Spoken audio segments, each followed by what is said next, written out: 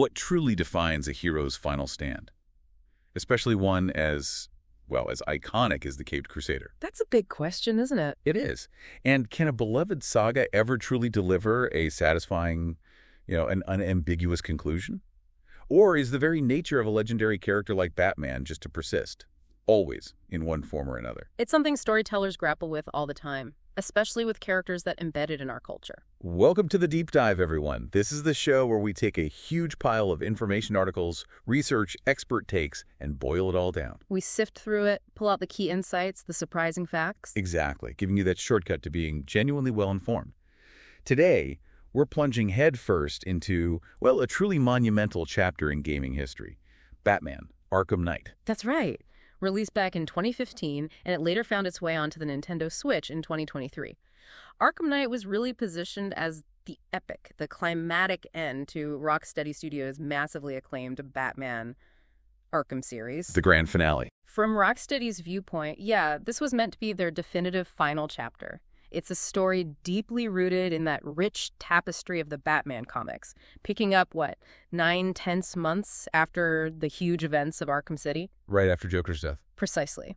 So our mission today is basically to unpack everything that made this game so ambitious, sometimes controversial, and ultimately really unforgettable for players all over the world. Okay, let's set the scene for this finale then. So 9 months post-Arkham City, post-Joker, Gotham's crime rates have actually dropped. Yeah, it's created this weirdly calm, almost eerie sense of peace. But it feels fragile, right? Like, it's not going to last in Gotham. And sure enough, this power vacuum doesn't last. Instead, it kind of allows this unified front of Batman's worst enemies to rise up. All with one goal? A singular, terrifying goal. Finally take down the bad. It's this convergence of evil, really unlike anything he's faced before, at least in this concentrated way. And leading that charge, that unified front, is Scarecrow. He orchestrates this truly devastating attack, timed perfectly for Halloween night. Classic villain move. Absolutely. He unleashes the citywide assault using a powerful new strain of his fear toxin. And this isn't just, a localized incident. It's immediate. It's catastrophic. Big scale. Huge scale. It forces a massive evacuation of Gotham's 6 million civilians. So what's left behind is this genuinely chilling landscape. A city populated only by criminals and a GCPD that's just completely outnumbered. Wow. So the stakes are immediately sky high. Unprecedented levels, yeah. It creates this intensely claustrophobic, high-pressure cooker environment for Batman and, by extension, for you as the player. It's Gotham stripped bare, basically a twisted playground for its worst elements. And the playground itself, Gotham City, is transformed. It's this sprawling, open world, roughly 5 times the size of the Arkham City prison map from the last game. It's massive. And like you said, it's not just a backdrop. It feels like a character. It's so meticulously designed, divided into, 3 distinct islands? That's right. You've got Bleak Island, which is kind of characterized by shorter buildings, more disheveled areas, abandoned docks, that sort of thing. Right, the gritty part. Then there's Founders Island. That's the modern development, all gleaming, futuristic skyscrapers, but built right on the ruins of older Gotham slums. A real contrast. And the third? Miagani Island. That's more of an older metropolis feel, and right at its heart is the iconic Wayne Tower. So how did Rocksteady make this huge space feel so alive, so, menacing even? Well, that architectural variety isn't just for looks, It genuinely contributes to the atmosphere, to the whole player experience. It makes Gotham feel vast, multifaceted. You can glide from, say, the neon-soaked back alleys of Chinatown. Classic Batman feel. Exactly. To these grimy industrial shipping yards, each district is painted with such vivid detail, it just reinforces that sense of decay, of desperation in the city. And this wasn't an accident. The design was deliberate, right? Absolutely meticulous. This crafting of the city, it was one of the foundational decisions they made way back in development. They realized they had to build it from the ground up, not just to look impressive, but specifically to accommodate the game's biggest new feature. The Batmobile. The Batmobile, which absolutely demanded wider streets, more open plazas, taller buildings. Also, so you could seamlessly drive it, fight in it, eject from it, just integrate it fully into the gameplay. So the city's design literally revolves around the car. In many ways, yes. Every corner of this Gotham tells a story. Neglect, power struggles, constant danger. It just deepens that sense of immersion, the feeling of consequence as Batman faces his biggest test right there in the belly of the beast. Okay, let's get into how Rocksteady empowered you, the player, to actually feel like Batman in this huge, dangerous Gotham. They started by taking everything people loved from the previous games. The core mechanics. Right. And just meticulously refining them. So when you put on the cowl in Arkham Knight, you find those core elements. The free-flow combat, the Predator stealth stuff, the gadgets, detective vision. They're all familiar, but they feel incredibly refined. More fluid, more dynamic. Exactly. Like Batman's cape gliding. It's faster now. You can sustain flights for longer. And here's a really neat enhancement. You can actually use gadgets, like throw batarangs while you're mid-glide. Seamless integration. Totally. Yeah. Plus, the grapple gun got an upgrade. You can instantly switch directions during a glide, or even fire it twice, like boom, boom, in quick succession to chain grappling moves together. It really turns getting around the city into this, I don't know, graceful art form. Yeah. Almost like a ballet above the streets. And those refinements, they're not just cosmetic, not just about speed. They seriously enhance your agency as a player, the overall flow. They open up completely new ways to approach situations strategically. How so? Give us an example. Well, take the gadgets. The disruptor, remember that? It was useful before, but now it's the super versatile rifle. Right, more function. Way more. You can use it to disable enemy weapons, sure, but also remotely detonate drone turrets. You can booby-trap weapon crates to shock enemies who try to arm themselves. You can even tag vehicles to track them precisely. That's a big upgrade. And the remote-controlled batarang, it's not just for hitting distant switches anymore. It has scanner capabilities now, so you can scout an area, get crucial intel from a safe distance without revealing yourself. It was a totally new gadget, too, wasn't there? Yes. The voice synthesizer. This was brand new and offered really cool stealth opportunities. You could imitate characters like Harley Quinn or even the Arkham Knight himself to manipulate thugs. How would that work? You could order them into traps or direct them away from your position, maybe towards a waiting ally. These tools, they profoundly change how you approach encounters compared to Arkham City or Asylum. They add layers of strategic depth that really reward clever thinking, creative problem solving. It really felt like you had more options, more ways to be Batman. But it wasn't just about the gadgets. The combat evolved, too. Right? Yeah. I remember feeling like I had to be much more deliberate, especially with some of those tougher enemies. Definitely. The Freeflow combat system, the heart of Arkham's action, also evolved. You still have your strikes, your counters, your dodges. The core rhythm is there. But they added things. They did. Like, you can now seamlessly transition into ground takedowns on prone enemies without breaking your combo streak. It makes the finishers feel even more satisfying, more brutal. But like I said, the enemies got smarter too.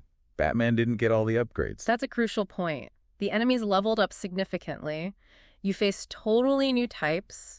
There are medics who can throw up these electrified shields protecting their allies, and they can even revive knocked-out thugs. All of the guys were annoying. Weren't they? Then you have agile sword wielders who require different counter timings, massive brutes who are resistant to damage and need specific stun tactics before you can take them down. And some could counter your own moves. Yeah, some enemies carry devices that actually block your detective vision, forcing you to rely on pure observation. Others actively counteract Batman's tactics, like deploying proximity landmines if you overuse vents, or controlling hovering drones that provide covering fire. They constantly push you to adapt, to think on your feet. So with all these tougher enemies, how did Rocksteady give you the tools to fight back in a new way? Well, this is where that dual play mechanic really comes into its own. It was a fantastic addition. Explain that a bit more. So in certain combat encounters, you can seamlessly switch control on the fly between Batman and one of his key allies, Robin, Nightwing, or Catwoman. Just tap a button, you're playing as Nightwing? Pretty much, yeah. You build up this dual play meter by maintaining an uninterrupted combat streak. Each successful hit from either character contributes to a shared score, and once that score is high enough, you unlock these incredibly powerful double-team takedowns. The flashy finishers. Exactly, where both characters combine forces for a really cinematic, devastating final blow. It's not just a gimmick, though. It adds this dynamic, strategic layer. You have to think about positioning, about which character's abilities are best suited for the current threat. It transforms a standard brawl into something more like a cooperative dance of destruction. You really feel the power of the Bat family working together. Okay, now we have to talk about the elephant in the room, or maybe the Bat tank in the garage. The feature Rocksteady had apparently dreamed of since the very beginning, since Arkham Asylum. The Batmobile, finally. You know, for years, fans, and even the devs themselves, they wanted one thing in an Arkham game. And Arkham Knight finally delivered that game changer. So it wasn't just a vehicle anymore. No, not just a prop like in previous games. It's a fully drivable, seriously bulletproof vehicle. You can summon it to your location pretty much anywhere in Gotham anytime. Right to your feet. Yeah. You can launch it over jumps, hit these powerful speed boosts, just smash through barricades, trees, whatever's in your way, and you can fire missiles to immobilize enemy vehicles in chases. And the transition between Batman and the Batmobile was key. So smooth, you can eject straight from the cockpit directly into a high-speed glide, maintaining that incredible flow of movement ground to air and back again. It felt amazing. What's really fascinating, though, is how deeply the Batmobile is woven into the core design philosophy. It truly becomes an extension of Batman's own capabilities. It's not just for getting around or blowing things up. Not at all. It's absolutely essential for puzzle solving in many areas. You'll find yourself using its attached power winch to, say, pull down walls, create ramps, or lower inaccessible elevators. I remember doing that. Or even remotely controlling the Batmobile to navigate tight indoor spaces to collect Riddler trophies. It really blurs the lines between vehicle and gadget. And it had those two modes, right? Pursuit and battle. That's right. Pursuit mode is for high-speed driving, navigation, chasing down targets, completing driving challenges. Then, with a button press, it transforms into battle mode. The tank mode. Essentially, yeah. Yeah. It becomes this formidable tank with full 360-degree movement. It can strafe side to side, move in any direction while firing. Its arsenal is pretty hefty, too. What did they have? You've got rapid-fire Vulcan cannons for smaller drones or crowd control, heavy-hitting 60mm hypervelocity cannons for armored tanks, guided anti-tank missiles, even a non-lethal riot suppressor for subduing groups of thugs without fatal force. And upgrades, too. Oh, yeah. Unique upgrades like an EMP device to temporarily disable drones or a drone virus that lets you hack enemy machines and turn them against each other. These expand your tactical options even further. And like you said before, this wasn't just tacked on. The city was rebuilt for it. Exactly. The very streets of Gotham had to be completely redesigned, wider roads, taller buildings, specifically to accommodate this new style of gameplay, this vehicular combat and traversal. It shows just how integral the Batmobile was to their vision for Arkham Knight. The game wasn't just about the main story in the Batmobile, though, was it? There was a ton of other stuff to do. Oh, absolutely. You're really encouraged to explore every dark corner of this huge Gotham. There are the most wanted missions. The side quests featuring other villains. Right. Extensive side activities involving prominent characters from the Batman universe. Penguin, Two-Face, Firefly, Man-Bat, Professor Pig. You can tackle these pretty much any time alongside the main story. And of course, you can't have an Arkham game without the Riddler. Definitely not. He's back, and he's more annoying than ever with a staggering 243 optional Riddler challenges scattered across the entire city. 243. I think I'm still trying to find some of those. Chuckles, I think a lot of people are. And they're not just simple collectibles, though there are plenty of trophies hidden away. Many involve cleverly using Batman's gadgets or even the Batmobile to bypass traps, navigate obstacle courses, or solve environmental puzzles. There are those Batmobile racetracks, too. Yes, timed races, often underground with dynamic environmental obstacles you had to trigger or avoid using the Batmobile's weapons or abilities. And you could also interrogate Riddler's informants, those green glowing thugs, to reveal the locations of secrets on your map. A necessary evil, if you wanted to find everything. Pretty much. And on the flip side of all that action and puzzle solving, Batman's detective skills also got a significant boost. How did that work? You use his detective vision, obviously, but it's more advanced. Yeah. You can reconstruct complex crime scenes layer by layer.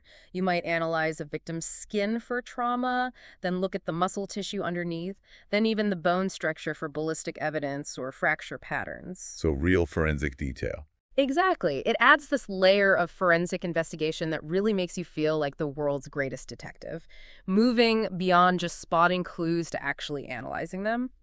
What really stood out to me was how they integrated that analysis, making that aspect of Batman's character feel more developed than ever before. And for people who finish the main story. There's plenty to keep you busy. A new Game Plus mode unlocks, letting you replay the whole campaign, but keeping all your unlocked gadgets, experience points, and Riddler collectibles. It really adds to the longevity. And there was that nice touch in the GCPD building, too. Oh yeah, the evidence lockup. As you capture thugs and supervillains throughout the game, The Gotham City Police Department's evidence room gradually fills up with their specific items, costumes, or even the villains themselves locked in special containment cells. It gives you this tangible sense of progress, a visual record of you cleaning up Gotham, which is really satisfying. Okay, let's shift focus a bit now to the incredible cast of characters, both heroes and villains, that populate this Gotham. Rocksteady really pulled out all the stops with the voice talent, didn't they? They absolutely did. Bringing back so many familiar voices created this powerful sense of continuity and authenticity that fans really appreciated. Top of the list, of course, Kevin Conroy returns as Batman. For many, the definitive voice.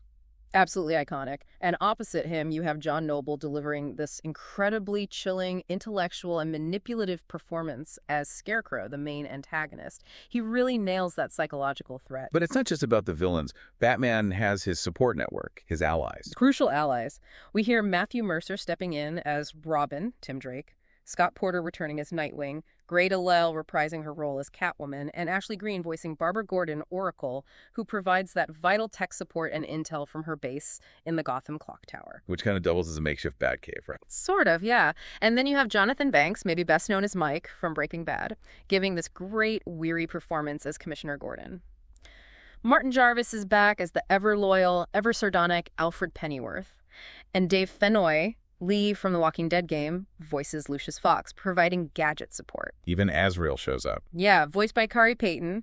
He's running around Gotham, being watched by Batman, aiming to prove himself as a worthy successor, adding another layer to the vigilantism theme. So, a really strong supporting cast.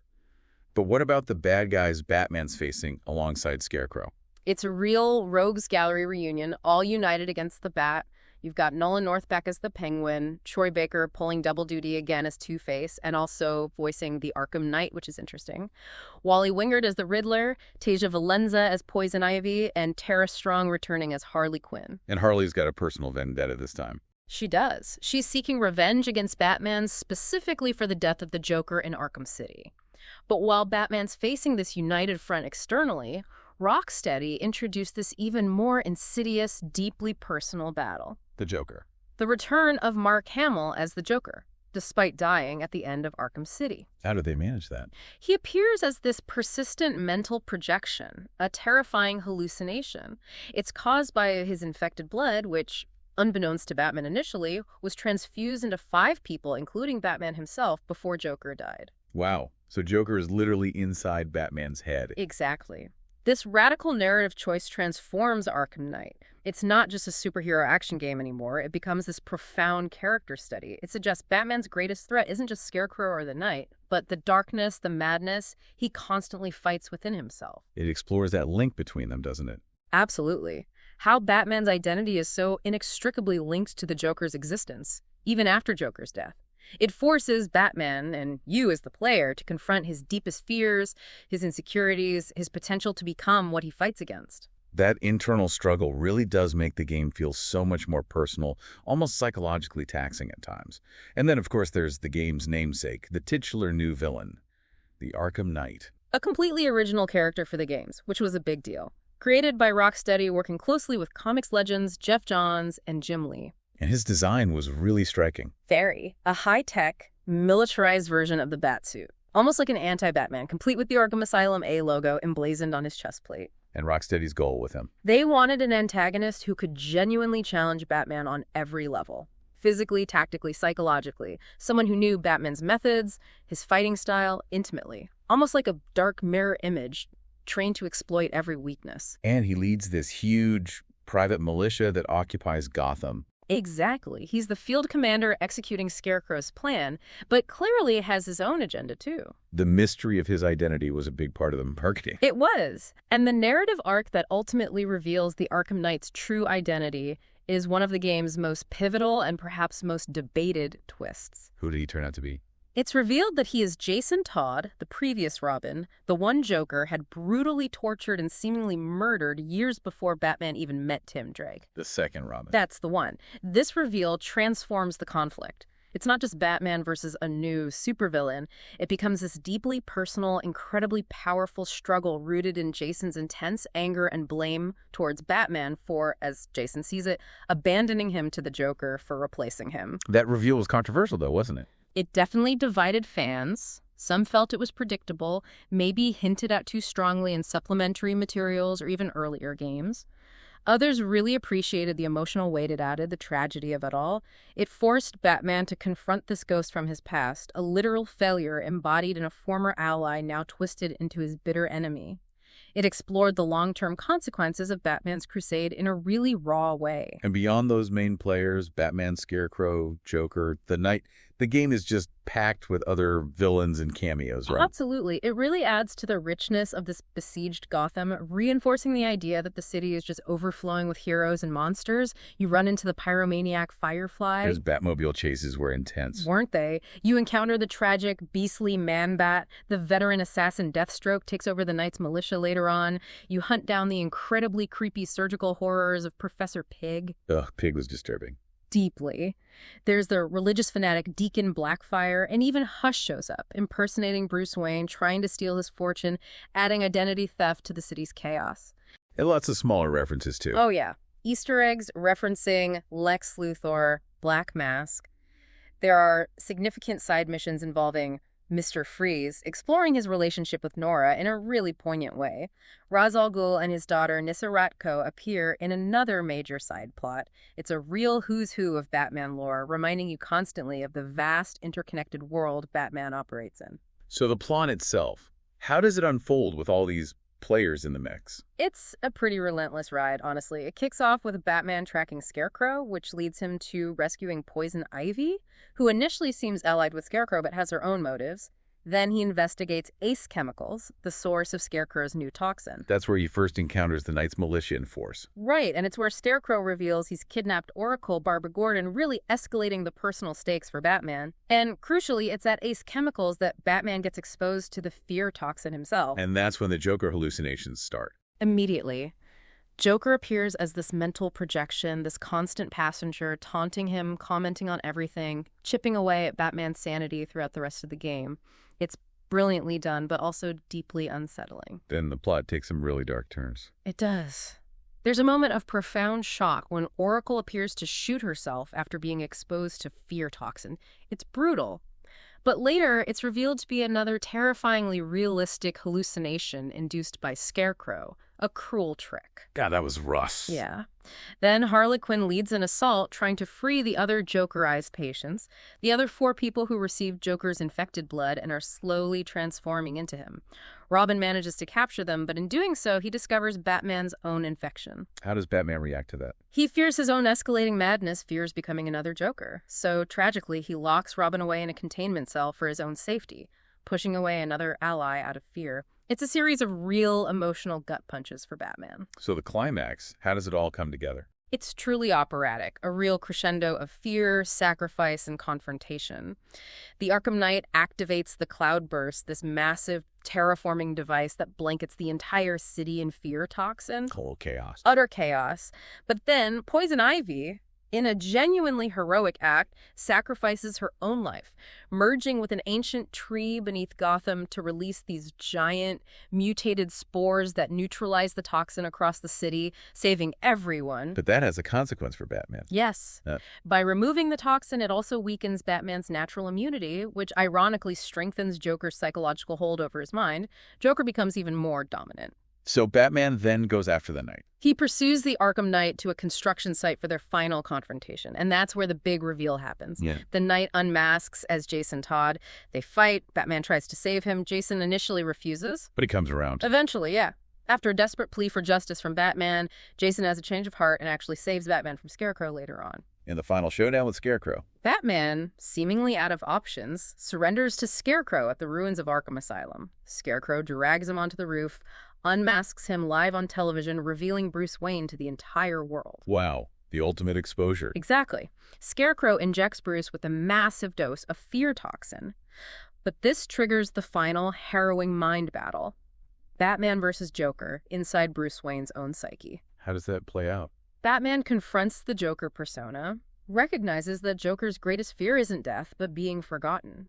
So Batman mentally locks the Joker away in a dark corner of his mind, achieving this ultimate psychological victory, mastering his own fear, his own inner demon. He overcomes the Joker infection. Symbolically, yes, he masters it. This victory, this control over his own mind, sets the stage for the ending, the Nightfall Protocol. What is the Nightfall Protocol? It's Batman's final drastic measure. To protect his loved ones, now that his identity is public, and maybe to give Gotham a chance to move beyond Batman, he fakes his own death.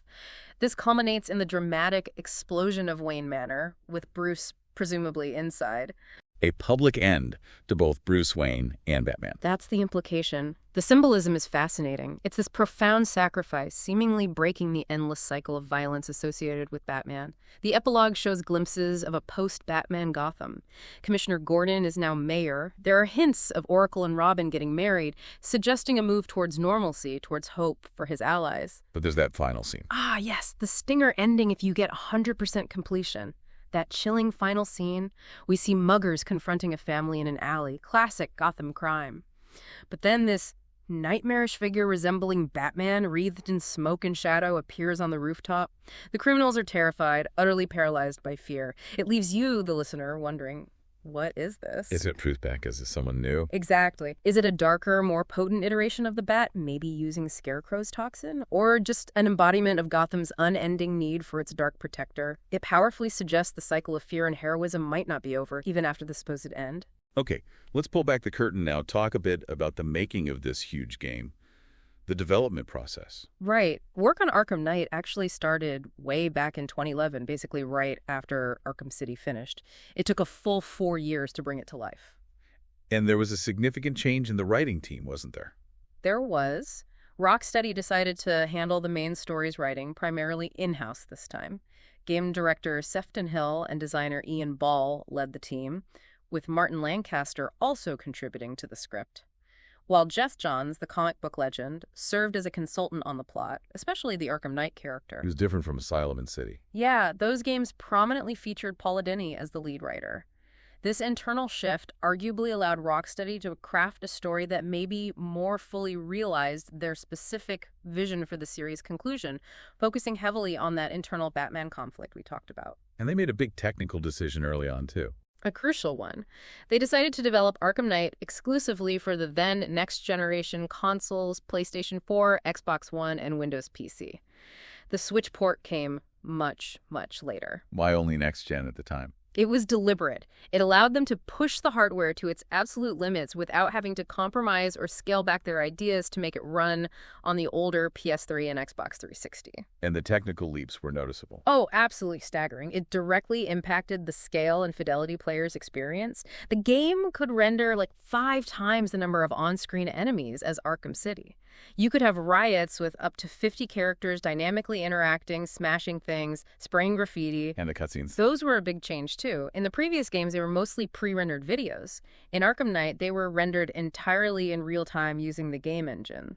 This created a much more seamless visual experience, really keeping you immersed in the story without jarring transitions. The level of detail was just insane, too. I remember reading something about the character models. Yeah, lead character artist Albert Filiu mentioned that a single character model in Arkham Knight, just one character, could contain as many polygons as the entire environment of Arkham Asylum. That's mind-blowing. It really is.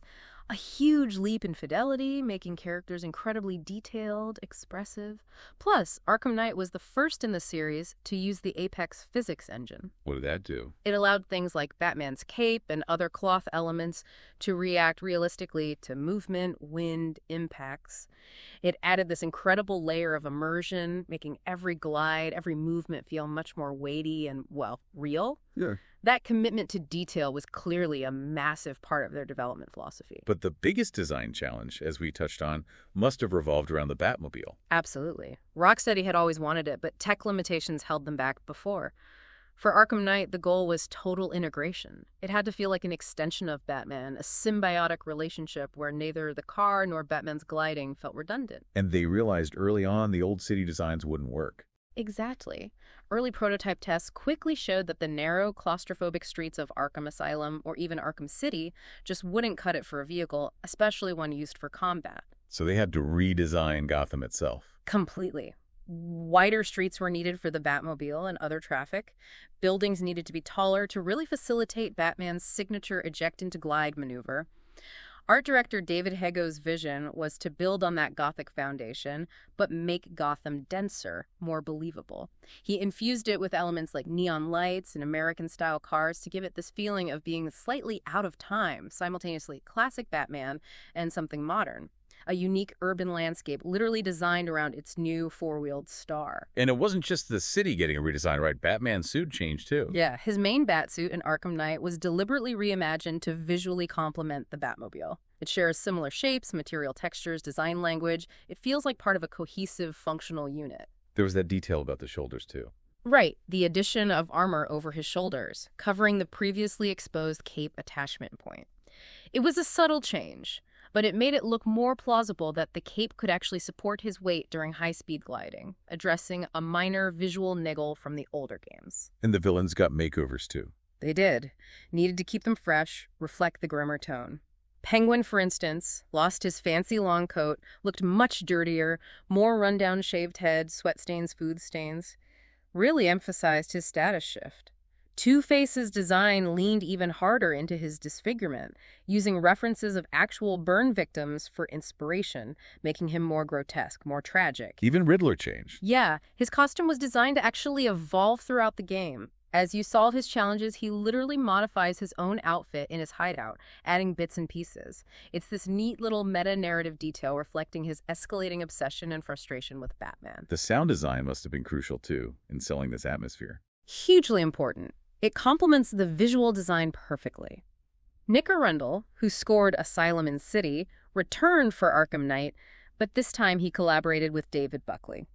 What was their approach? They aimed to maintain those core Batman themes fans recognize, that musical identity, but they specifically tailored the score to Arkham Knight's darker, more psychological story, especially incorporating the menacing, unsettling elements associated with Scarecrow and his fear toxin. Finding new variations on familiar themes. Exactly. Trying to reflect the story's rising tension, its psychological depth, making the music feel both familiar and threateningly fresh. And you have to mention the licensed music, too. Right, the trailers use some big tracks. Yeah, Muse's Mercy and Nine Inch Nails' The Wretched were used very effectively in trailers. Trent Reznor actually served as a music consultant for one of the trailers, which is pretty cool, adding to that intense, edgy marketing vibe. And there was that Sinatra song in the game. Ah, yes. Frank Sinatra's I've Got You Under My Skin makes a really memorable, deeply unsettling appearance during a key sequence involving Joker's psychological manipulation. It was a perfect, jarring choice that enhanced that creepy internal battle. Okay, let's transition to the game's release and reception, which came with its own set of dramas and surprises. That's putting it mildly in some cases. Particularly regarding the content rating, right? Arkham Knight got an M for mature rating from the ESRB. Yeah, the Entertainment Software Rating Board. That was a first for the Arkham series, which had always been rated T for teen before. And Rocksteady knew this might happen. They did. They made a conscious choice to stick with their darker vision, even if it meant including scenes the ESRB cited, like instances of shooting unarmed characters or depictions of torture. Rocksteady's line was that they wanted to deliver their true end with no compromises. They felt those scenes were necessary for the story they wanted to tell. That was their stance. They said they weren't adding gratuitous violence just for shock value, but that certain key moments were essential to their uncompromising vision for the finale. It spoke volumes about their commitment to that specific narrative, even if it meant a higher rating and potentially reaching a slightly smaller audience, theoretically. And the retail launch itself had different versions, special editions. Oh yeah, plenty for collectors to track down.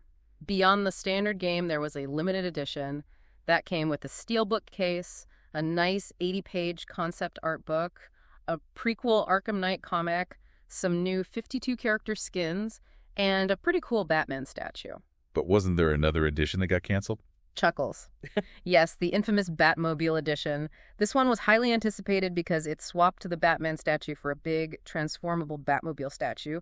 But incredibly, it got canceled right at the last minute due to major quality control issues with the statue itself. Apparently, they just weren't up to scratch. A bit of a PR nightmare just before launch. Wow. Any other notable additions? There was the Serious Edition, which was an Amazon exclusive. It bundled the game with a first appearance Batman skin, and, fittingly, a copy of the legendary graphic novel Arkham Asylum, a serious house on serious Earth. Nice tie-in. Yeah. And of course, a premium edition that included the game plus the season pass for all the upcoming DLC. And Sony had a limited edition PlayStation 4 bundle with a custom steel gray console and controller. Speaking of the season pass, Rocksteady kept supporting the game quite a bit after launch, didn't they? They did. Beyond some fun, free updates based on community feedback, like adding big head mode, a proper photo mode, and the option to use the original English voice cast with localized subtitles. Which was a nice touch for international players. Very much so. But yeah, the real meat of the post-launch support came via the season pass. It offered a really broad scope of additional content that significantly extended the game's life. What kind of stuff was included? A mix of things. Story-driven missions, new challenge maps for practicing combat and predator skills with Batman and his allies, new drivable Batmobiles from different Batman eras with custom racetracks designed for them, and just tons of alternate character skins. Let's break down those story missions, the Arkham episodes. Okay. First, you had the Harley Quinn and Red Hood story packs. These were actually pre-order bonuses initially, then released wider. They were short, self-contained story missions, letting you play as those characters. Harley's was a prequel. Red Hood's was post-game. But they were quite short, right? Yeah, that was the main criticism, their brevity. Fun while they lasted, but not very substantial. More significant was Batgirl, A Matter of Family. That wasn't developed by Rocksteady, though. No. That one was handled by WB Games Montreal, the studio behind Arkham Origins. It was a prequel set before Arkham Asylum, taking place in this really cool, unique location. Seagate Amusement Park, a creepy nautical theme park built on an old oil rig. What was the story there? Batgirl and Robin team up to rescue Commissioner Gordon, who's been kidnapped by Joker and Harley. The gameplay highlight was Batgirl's hacking skills, which added a different strategic layer compared to Batman. How was that received? People generally like the unique setting and playing as Batgirl, but again, it faced criticism for being quite short, lacking replayable challenge maps based on its environment, and some felt the characterization, particularly of Joker, wasn't quite on par with Rocksteady's main games. Any other episodes? Yeah, there were several shorter episodes set after the main Arkham Knight story concluded. GCPD Lockdown followed Nightwing trying to stop Penguin escaping custody. Catwoman's Revenge saw Selina getting payback against the Riddler, and A Flip of a Coin focused on Robin tracking down Two-Face. These fleshed out what happened to Batman's allies after the Nightfall Protocol. And then there was the Season of Infamy. That sounded bigger. It was. Released in December 2015, these were 4 new Most Wanted side missions, but they were integrated directly into the main game map and narrative, which was cool. They offered much more substantial storylines. Which villains did they feature? You faced the Mad Hatter in a typically trippy mission, Killer Croc in a creepy investigation aboard a crashed prison airship, Ra's al Ghul involving a moral choice about his fate, and a really standout Mr. Freeze mission. What was special about the Mr. Freeze one?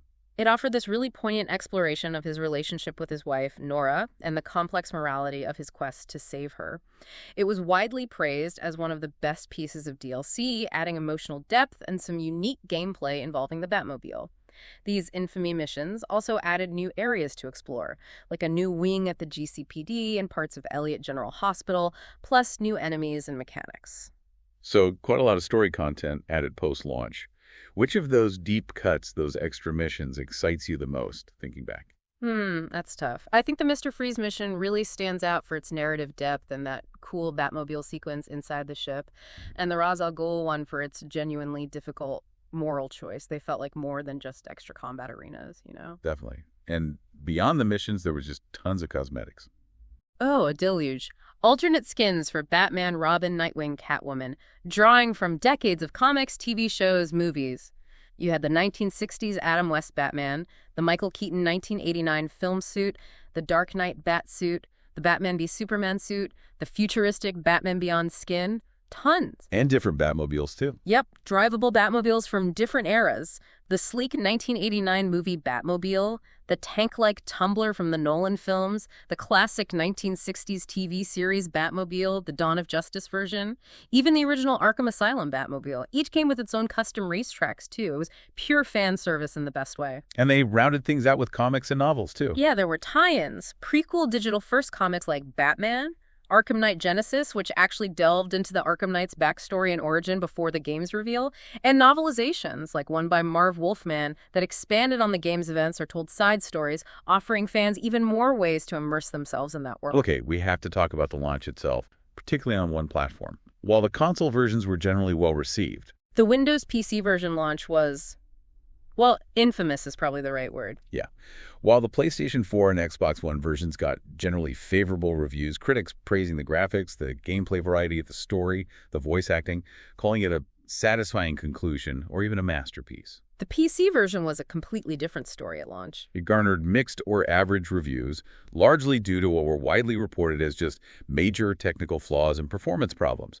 It turned what should have been this triumphant multi-platform release into a real disaster for PC players. And the issues were severe. We're talking frame rates arbitrarily capped at 30 frames per second, which would then frequently plummet to as low as 10 or 15 FOOS, especially during fast traversal like gliding or driving the Batmobile. Making it almost unplayable for many. Absolutely. There was persistent stuttering, textures failing to load properly, resulting in low-resolution visuals, numerous graphical glitches, crashes, even on high-end PCs that should have run it easily. It was, for many users, a genuine train wreck at launch. Steam reviews were brutal. It was such a mess that Warner Bros. Took a pretty drastic step, didn't they? An extremely rare and drastic step. They temporarily suspended sales of the PC version on Steam just one day after its release. And they offered full refunds to anyone who had purchased it, no questions asked. That almost never happens with a major AAA release. Almost never. Yeah. It highlighted just how bad the situation was.